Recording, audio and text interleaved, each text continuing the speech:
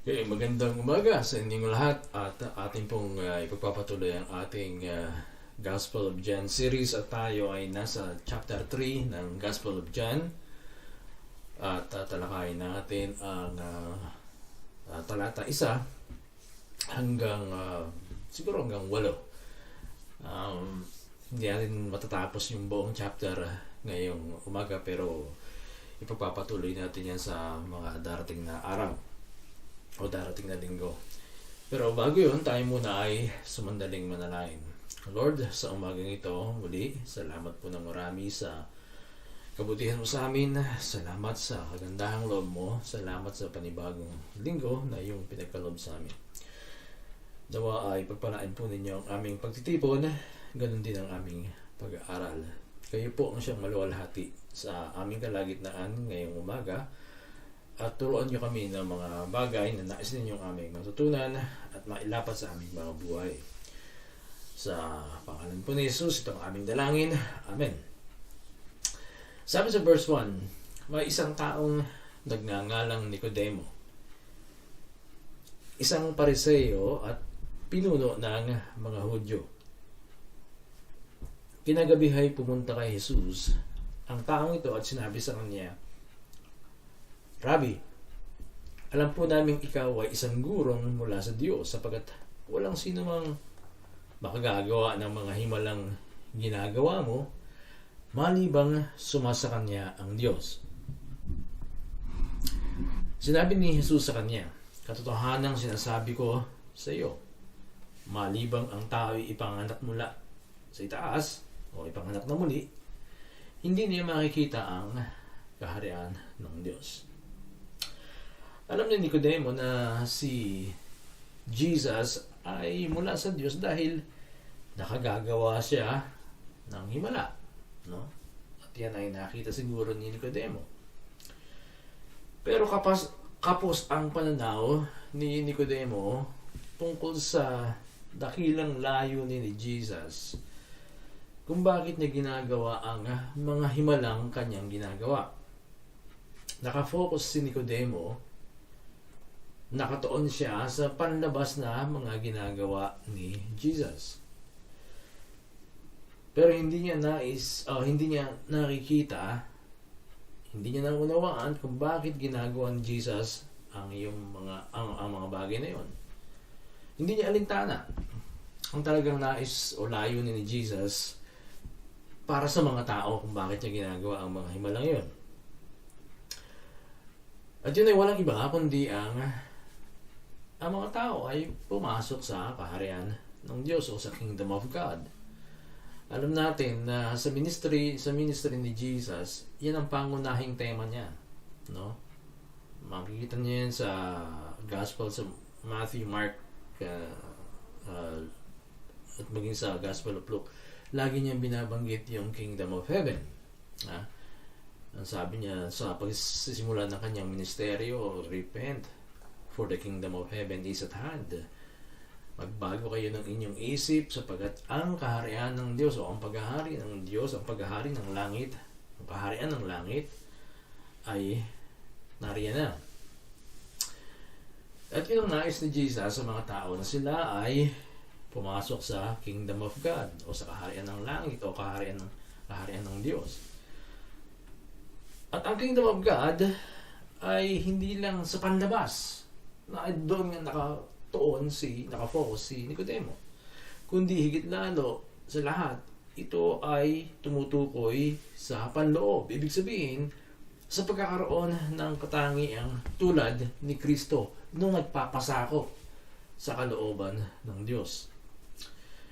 Pero ang focus ni Nicodemo, at hindi lang ni Nicodemo, kundi ng maraming tao, ay ang mga panlabas tulad ng mga himala, ng mga miracles, mga panlabas na nakikita, mga gawaing magpapamangha sa kanila, mga gawaing magpapawaw sa kanila, pero walang interes at hindi gaano interesado sa isang bagay na pinakananais ni Kristo, at yun nga ay ang pagkakaroon ng buhay na patuloy na nagbabago, patuloy na nahuhubog sa larawan ni Kristo, yung kingdom life. o buhay pangkaharian. Pero alam ni Jesus na hindi akma sa layunin niya yung nasa isipan ni Nicodemo. Kaya sabi sa kanya ni Jesus, katotohanan ang sinasabi ko sa iyo, malibang ang tao'y ipanganak mula sa itaas, life from above, hindi niya makikita ang kaharian ng Diyos. Sinasabi lang ni Jesus kay Nicodemo, hindi mo magigets ang ibig sabihin ng mga himalang ginagawa ko maliban na ikaw ay maborn again o maipanganak ng muli. Maliban na si Nicodemo at lahat ng tao ay maipanganak na muli o magkaroon ng buhay mula sa itaas o new life, hindi nila maunawaan ang layunin at hangarin ni Jesus na walang iba kundi ang bawat isa sa atin, bawat tao ay magpasakop o mamuhay sa ilalim ng Kingdom of God. Kaharian ng Diyos, nagpapasakop sa kalooban ng Diyos. To be born again is to have life from above. Magkaroon ng buhay mula sa itaas. Ha? Nung tayo pinanganak dito sa lupa, pinanganak tayo ng ating nanay, nagkaroon tayo ng buhay na physical life. Simula tayo magbuhay dito sa ibabaw ng lupa. Ang isang tao na born again, na ipanganak na muli, ay nagkakaroon naman ng buhay mula sa itaas, mula sa Diyos. Yun ang pagiging born again. At kapag meron ka ng new life, o ikaw ay naipanganak na muli, na-born again ka na, you can now see, makikita mo na. You can now enter, makakapasok ka na. Mararanasan mo na ang Kingdom of God dito sa ibabaw ng lupa. Kaya napakahalaga ng karanasang yan, yung maipanganak na muli. At dapat lang, bawat tao ay makaranas niyan. Dahil hanggat hindi nakararanasan ang kapanganakang muli, hindi nagkakaroon ng buhay mula sa itaas, hindi makikita, hindi mararanasan, hindi makakapasok ang isang tao sa Kingdom of God. At hindi yun tungkol sa langit. Ulitin ko sa inyo, na ang pagpasok sa Kingdom of God ay ang magpasakop sa kalooban ng Diyos habang nabubuhay pa dito sa lupa. Hindi ito pagpasok sa langit pag namatay ka na. Hindi yun. Sa halip ito ay karanasan na nararanasan dito sa ibabaw ng lupa na kung saan ikaw ay nasa ilalim ng paghahari ng Diyos o nagpapasakop ka sa paghahari ng Diyos. Kung ano ang gusto ng Diyos, yun ang nagaganap o nangyayari sa buhay mo. Yun ang ibig sabihin ng pagpasok sa Kingdom of God o sa kaharian ng Diyos. Hindi ang pagpunta sa langit pag namatay ka na. Pero hindi lahat ng naipanganak na muli, hindi lahat ng na-born again ay nakapasok o pumasok o nakita at naunawaan ng Kingdom of God. Hindi lahat. Requirement yun. Requirement yung kapanganakang muli. Yung pagiging born again. Requirement yan sa Kingdom of God, sa pagpasok sa Kingdom of God. Pero hindi na nangangahulugan na kapag born again ka o na born again ka, automatic na papasok ka sa Kingdom of God. Hindi ganun yun. Hindi automatic yun. Requirement yun. Kailangan yun para makita mo o makapasok ka doon. Pero hindi na nangangahulugan kapag ikaw ay born again na, automatic ka nang naroon. Kaya ang sabi ni Jesus, malibang ang tao ipanganak mula sa itaas o ma-born again, hindi niya makikita ang kaharian ng Diyos. Ibig sabihin lang na pag na-born again siya, meron ng tsansa. Makikita na niya. Pwede niya nang makita yung kaharian ng Diyos. Pwede na siyang makapasok. Requirement kasi yun eh. Meron na siyang chance, meron ng posibilidad na siya ay magpasakop sa paghahari ng Diyos. Pero hindi automatic na kapag na-born again ng isang tao, pumapasok na siya doon, ay nakapasok na siya doon sa kingdom of God. Kasi, merong mga Kristiyano, may mga na-born again, nagkaroon sila ng new life. Pero hindi pumasok sa pagpapasakop sa kaharian ng Diyos o sa paghahari ng Diyos. Hindi ginagawa ng lubusan ng kalooban ng Diyos. Dapat natin maunawaan yun na sa kingdom of God walang pilitan Hindi ka pipilitin ni God na magpasakop sa kanyang paghahari. Pero hindi mo mararanasan yung abundant life. Hindi mo mararanasan yung eternal life. Meron kang new life, bagong buhay, dahil na born again ka, binigyan ka ng buhay yung galing sa taas. Pero pwedeng yan ay hindi mo gamitin para ikaw ay lubusang pagharian ng Diyos o magpasakop sa kalooban ng Diyos. Maring meron magtanong sa inyo, Pastor, posible ba na ang isang tao ay totoong na born again pero hindi niya na-experience ang kingdom life? Posible ba yun? Posible yun. Posible yun. At maraming halimbawa tayong makikita sa ating paligid. Mga born again na nangaaway ng kanilang kapitbahay. Mga born again na nananalbahin ng kapwa. Hindi lang mga born again minsan, hindi lang mga Kristiyano, hindi lang mga ordinaryong Kristiyano, minsan mga pastor pa nga na gumagawa ng kahalayan. Kung bibisitahin nyo nga yung churchleaders.com, madalas nagbabalita yan sa Amerika, based yan sa Amerika, ibinabalita ng website na yan yung mga nangyayari sa loob ng iglesia sa Amerika. Minsan din sa labas ng Amerika, kapag talagang putok yung balita, yung mga iskandalo, ibinabalita nila, hindi nila itinatago. Kaya maganda yung website na yun kasi hindi nila itinatago yung, sabihin natin, baho ng evangelicals, ng ating mga Kristiyano, ng ating mga born again. Hindi nila itinatago yun, inilalabas nila yun. Kung bibisitahin yung website na yun, nakikita nyo yung mga iskandalo na nangyayari sa loob ng Kristyanismo sa Amerika. Sa Amerika pa lang yun.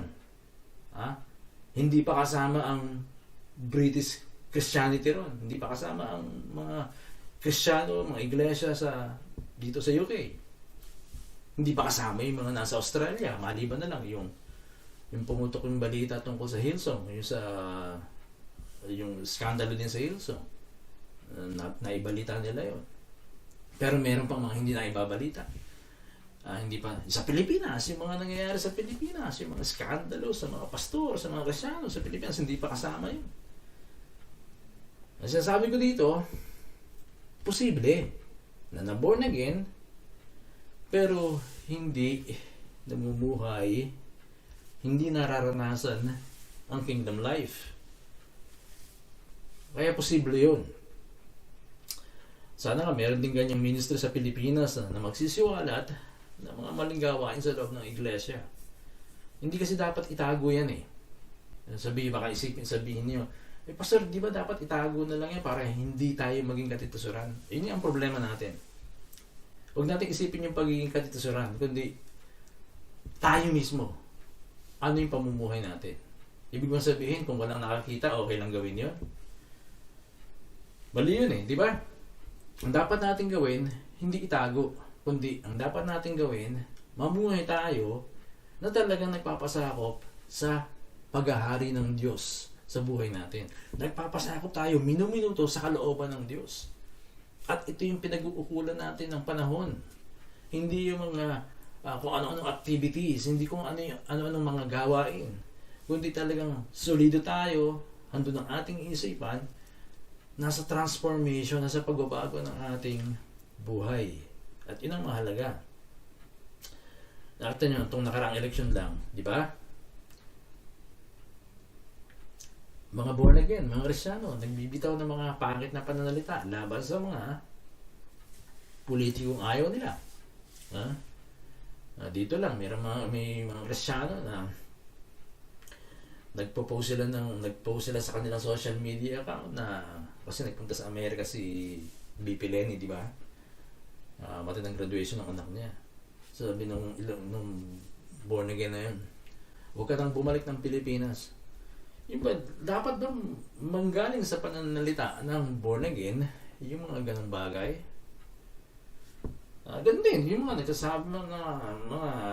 nagsasalita ng hindi maganda laban kay BBM, ganun din naman yun. Kung Kristiyano tayo, hindi natin dapat sabihin yun, hindi natin dapat gawin yun. At lalo higit sa lahat, tayo mga Kristiyano, hindi tayo dapat nakikigulo sa politika. Hindi yan ang kingdom of God. Hindi tayo mahuhubog sa larawan ni Kristo kapag binuhos natin ang ating isipan diyan. Dapat lang na tayo ay magmahal maging sa ating kaaway, at yun ang turo sa atin ng Panginoon. Yun ang kingdom life. Love your enemies. Pagparay mo yung kaaway. Ako dati, sabi ko nga, ganyan ako, pero malaki na yung pinagbago ko sa larangan na yan. Pero handyan yun na kung gusto mong lumabag sa kalooban ng Diyos, you go into politics. Madali lang yun. Kung gusto mong lumabag sa kalooban ng Diyos, kung gusto mong talagang hindi sumunod sa kalooban ng Diyos, go into politics. Napakabilis na gawin yun. So yun, maraming mga Kristiyano o born again na hindi nagpapasakop sa kalooban ni God. Dahil hindi sila interesado sa kingdom living. Hindi sila interesado sa spiritual formation, spiritual transformation. Hindi nila hinahanap ang kingdom of God na utos ni Jesus. Seek ye first the kingdom of God. Ang hinahanap nila ay, katulad ni Nicodemo, miracles, good activities, good singing, good ministry. Pero hindi ang kingdom of God, hindi ang maging tulad ni Kristo. Pero ano ba ang ibig sabihin ng maipanganak na muli? Actually, yan din ang tanong ni Nicodemo. Sa verse 4, sinabi ni Nicodemo sa kanya, paano maipapanganak ang isang tao kung siya ay matanda na? Maaari ba siyang pumasok muli sa sinapupunan ng kanyang ina upang maipanganak? Sumagot si Jesus, katotohanan sinasabi ko sa iyo, malibang ang isang tao ay ipanganak sa tubig at sa espiritu, hindi siya makapapasok sa kaharian ng Diyos. Of course, alam natin na ang sagot sa tanong ni Nicodemo ay imposible. Imposible pumasok muli sa sinapupunan ng kanyang nanay ang isang taong matanda na para ipanganak muli. Alam natin na imposible yun. Ang sabi ni Jesus, katotohanan sinasabi ko sa iyo, malibang ang isang tao ay ipanganak sa tubig at espiritu, hindi siya makakapasok sa kaharian ng Diyos. Yun ang sagot dun sa tanong niya. Sinagot ni Jesus kung paano ang isang matanda na ay maipapanganak na muli. Sa paanong paraan? Sa pamamagitan ng kapanganakan sa tubig at espiritu. Ngayon, itong born of water and spirit, matagal na itong tanong Ano ba ibig sabihin ng to be born of water and spirit? Yung spirit, hindi problema sa marami. Alam nila sa spirito yun. Pero yung tubig ang problema. May nagsasabi na ito iba water baptism noon. Yan ang position ko, water baptism. Pero binura ko na yun. Hindi yun ang tama. May nagsasabi naman ito ay yung born of water, ipanganak ka physically, pagkatapos yung born of spirit is ipanganak ka spiritually.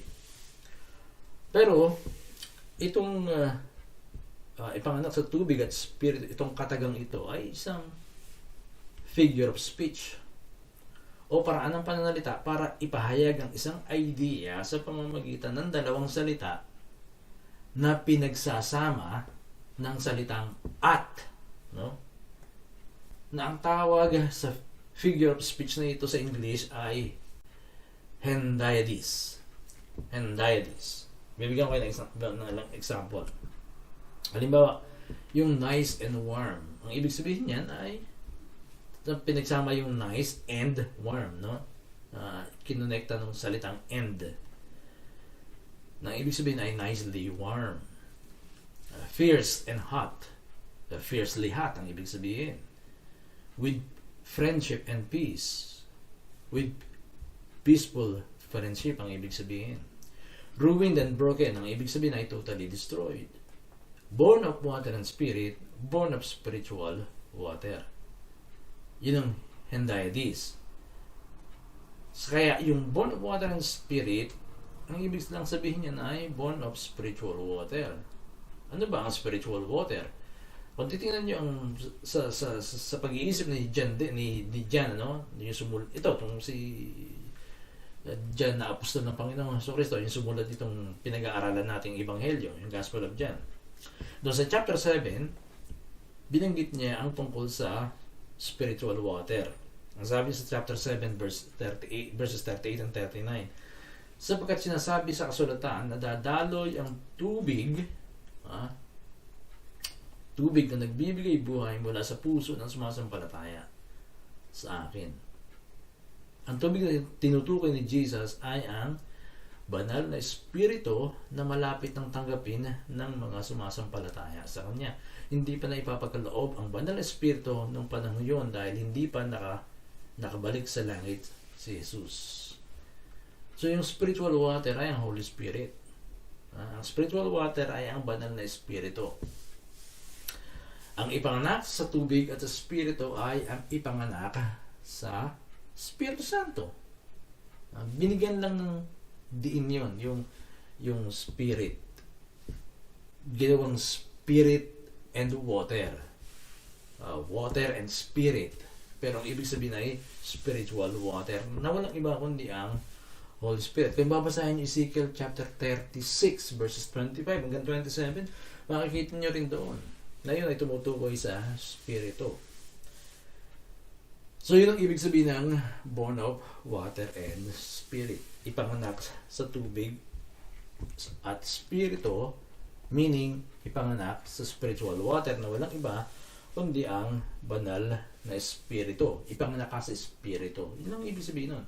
Ipanganak ka sa espiritu. Kaya nga sa verse 16 na niyo, ang sabi niya, ang isinilang sa laman ay laman at ang isinilang sa espiritu ay espiritu. Isinilang sa espiritu. Sa madaling sabi, huwag nyo nang intindihin yung water doon. Kasi yun ay spiritual water na walang iba kundi ang Holy Spirit din. At ang malinaw na kapanganakan dyan ay yung verse 6. Ang isinilang sa laman ay laman. At ang isinilang sa espiritu ay espiritu. To be born again is to have life from above through the Holy Spirit. Ang maipanganak na muli ay ang magkaroon ng buhay mula sa itaas sa pamamagitan ng Espiritu. Sabi ni Jesus kay Nicodemo, huwag kang magtaka sa sinabi ko sa iyo. Kailangan kayo ipanganak mula sa itaas. Ang hangin ay umiihip kung saan nito nais. At naririnig mo ang tunog nito, ngunit hindi mo alam kung saan ito nagmula at kung saan ito pumupunta. Ganyan din ang sinumang ipanganak sa espiritu. Hindi natin alam kung saan nagagaling ang hangin. No? Hindi natin ito nakikita. Pero naririnig natin ang tunog nito, ang ugong nito. Ganun din naman ang sinumang ipanganak sa espiritu. Hindi natin nakikita yung kapanganakang muli mismo. Yung regeneration mismo. Kung paano siya pinanganak. Hindi natin nakikita yon. Yung proseso mismo, hindi natin nakikita. Pero, nalalaman natin na ito'y naganap sa buhay ng taong yon. Kasi nagkakaroon siya ng bagong buhay. Nagkakaroon ng bagong buhay na taglay yung tao ngayon. Pero yung proseso mismo, kung paano siya ipinanganak, hindi natin nakikita yun. Parang hangin, hindi natin nakikita. Pero nadidinig natin yung tunog niya o yung ugong niya. Ganoon din naman sa kapanganakan muli. Nakikita na lang natin yung bagong buhay na taglay ng tao ngayon na naipanganak ng muli. Ngayon, tungkol dito sa pagiging born again, meron tayong dapat tandaan. Tungkol dito sa kapanganakan muli. Una, ang kapanganakan muli ay gawa ng Diyos. Hindi ito maaaring isagawa ng tao sa kanyang sarili. Hindi mo mapipilit ito. Ito'y gawa ng Diyos. Siya ang gumagawa niyan. Pangalawa, ang kapanganakang muli ay hindi limitado sa anumang lugar, kung paanong ang hangin ay hindi limitado sa anumang lugar. Sa Pilipinas, may mga born again, sa Amerika, sa iba't ibang dako ng daigdig, hindi limitado ang pagiging born again. Kahit sa ang lugar, mayroong mga tao na nakakaranas nito. Pangatlo, ang kapanganakang muli ay hindi pag-aari ng mga evangelicals lang. Hindi yan pag-aari ito ng mga fundamentalist lang. Kahit sa Roman Catholic, ibig sabihin, mayroong mga born again. At maaaring sa ibang reliyon ay meron ding mga born again. Sapagat hindi ito ang pag-aari ng mga evangelicals lang. Maging sa mga Muslim at iba pang mga grupo, ang Diyos ay maaaring kumilos. Kung nabalitaan nyo na, may mga Muslim na napanaginipan nila si Jesus at nagsimula doon ang kanilang kapanganakang muli. Nagkaroon sila ng bagong buhay. So, ang Diyos ay kumikilos sa mga tao ngayon. Pero pag kumilos ang Diyos at hindi tinugunan ng mga tao, sayang, di ba? At ganun din sa loob ng iglesia. Kumikilos ang Diyos minsan sa puso ng mga tao, pero hindi tumutugon yung mga tao, kaya sayang. Dapat kapag nakita niyo at naramdaman ninyo na kumilos na ang Diyos sa inyo, no? May ginagawa ang Diyos sa buhay ninyo, samantalahin niyo yun. Ito ay hindi limitado, hindi pag-aari ng mga evangelicals, hindi pag-aari ng mga fundamentalist lang, no? Hindi pag-aari ng mga Baptist, hindi pag-aari ng mga Presbyterian, hindi pag-aari ng mga Assemblies of God, hindi pag-aari ng mga independent. Ang karanasang ito ay maaaring maranasan kahit sa labas ng mga grupong nabanggit ko. Dahil ang Diyos ay maaaring kumilos sa buhay nila. Pangapat, ang kapanganakang muli ay simula lamang. Hindi ito ang katapusan. Ito ay simula lamang. Ang pagpasok sa kaharian ng Diyos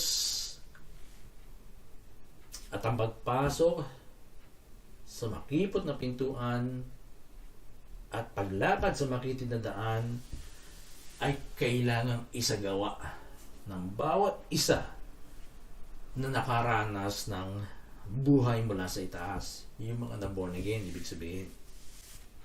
Kailangan nilang pagsumakitan yun. Kailangan nilang isagawa yun. Para patuloy silang makapamuhay, tuloy-tuloy na pamumuhay sa ilalim ng kaharian ng Diyos o sa ilalim ng paghahari ng Diyos sa kanilang buhay. Patuloy na namumuhay na sumusunod sa kalooban ng Diyos. Ang lima, ang kapanganakang muli ay hindi dapat gawing ticket papuntang langit. Hindi ticket ito. Ang kapanganakang muli ay hindi ticket papuntang langit. Meron kasi mga Kristyano na porke sila ay born again, ang tingin sa mga hindi born again ay pupunta sa impyerno. Hindi ganun yun. Yung kaharian ng Diyos, kaharian ng langit, hindi yun yung langit na alam natin. Ang kaharian ng langit at kaharian ng Diyos ay pagpapasakop sa paghahari ng Diyos sa buhay natin, sa kanyang kalooban. Tingnan niyo yung sabi niya sa Matthew 7:21, "Not everyone who says to me, Lord, Lord, will enter the kingdom of heaven, but only the one who does the will of my Father in heaven." Hindi lahat ng nagsasabi sa akin, Panginoon, Panginoon, ay papasok sa kaharian ng langit, kundi ang gumaganap ng kalooban ng aking amang nasa langit. Yun ang pagpasok sa kaharian ng langit, yung gumaganap sa kalooban ng amang nasa langit. Kapag lagi mong sinusunod, ikaw ay namumuhay, patuloy ka. Doon ka patungo, tumutulad ka kay Jesus, sinusunod mong kalooban ng Ama sa langit, nararanasan mo ang Kingdom of Heaven. Nararanasan mo ang Kingdom of God dito sa ibabaw ng lupa. Kaya huwag natin isipin na dahil born again na tayo, may ticket na tayo papuntang langit. Hindi ganun yun. Yung pagiging born again natin, new life yun, para yun simula na ikaw ay makapamuhay na sa ilalim ng kaharian ng Diyos. Yun ang pagiging born again, ang pagkakaroon ng bagong buhay mula sa langit sa pamamagitan ng Espiritu upang tayo'y makapamuhay na sumusunod sa kalooban ng Diyos o sa paghahari ng Diyos, sa ilalim ng paghahari ng Diyos. Hindi ito ticket papuntang langit. Isipin nyo, na born again ka nga. Hindi ka naman nagpapakumbaba. Ano yung pagkakaiba mo sa mga taong hindi marunong magpakumbaba na hindi born again? Ano pagkakaiba mo sa kanila? Na born again ka nga pero meron ng kalaswaan sa buhay mo. Ano pagkakaiba mo doon sa mga taong namumuhay din sa kalaswaan na hindi born again? Ano pagkakaiba mo sa kanila? Na born again ka nga pero alipin naman tayo ng init ng ulo. Alipin tayo ng galit. Ano pagkakaiba natin sa mga hindi born again na magagalitin? Wala, di ba? Wala tayong pinagkaiba sa kanila. Pare-pareho tayong mga hindi namumuhay sa ilalim ng kaharian ng Diyos. Dahil tayo pinaghaharian ng galit, kalaswaan, yan ang naghahari sa atin, init ng ulo, kayabangan. Hindi yan ang larawan ng kaharian ng Diyos .